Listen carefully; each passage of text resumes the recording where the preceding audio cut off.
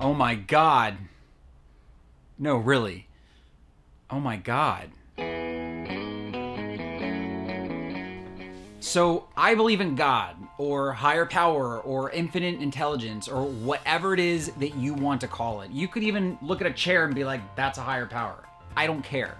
But I've done several videos on spirituality because I really believe that having some sort of spiritual practice can really be so enriching to one's life. I had a very limited idea of who or what God really could be. I thought that God had to show up in this dramatic experience that we would have in life. So I was always looking outside of myself for these answers to all these spiritual questions that I had. And let me tell you, I never got the answers. Hey, so God, what is it you want me to do with my life? God, I've just overdrafted on my bank account. God, when am I gonna meet my soulmate? But once I got into recovery from my eating disorder and I wasn't using food to push down all my feelings, I was left with all the anxiety and the self-doubt and all the existential dread that I carried about what the I was doing in my life. So I started to read tons of books, a lot of books.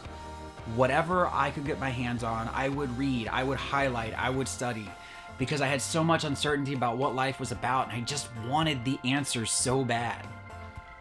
And among all those books, I was also reading one by Emmett Fox called Power Through Constructive Thinking. And in that book, it says something like this: where is this wonderful mystic power to be contacted? The answer is quite simple: within our own consciousness. So after reading that, it started the shift for me. And I realized I did not have to keep seeking everything outside myself for my answers. And let me tell you, it's something that I still forget to this day, that I have to remind myself of.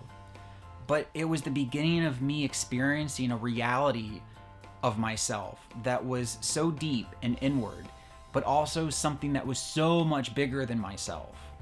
And that is the experience to me of God or a higher power. Okay, so you are real. Okay, next question. If you're so powerful, why do you let so many bad things happen in the world? I don't like that answer. So what are you good for? But now I see this experience of a higher power as also a relationship. You know what, God? I've been thinking, and I'm not happy with how things are going right now. It's also a relationship with myself. And you know what? Like any relationship, at times it is very dysfunctional. I don't want to have anything to do with God, and sometimes there's a lot of miscommunication. God, I didn't mean that. I am someone who comes from so much self-doubt and negative self-worth, and I still really struggle with trusting myself and my intuition and my inner guidance. And I question myself a lot. But when I started to understand this idea of a higher power as being something that is an extension of myself, it felt really empowering, because it wasn't about my education or my logic or how many mistakes I have or have not made. It became about my essence of who I am. And I needed that. And I encourage all of you to explore this idea of a higher power. Read whatever books you need to read. Go with what pulls you and gravitates towards you. Whatever allows you to feel empowered in who you are and in your essence, move toward it.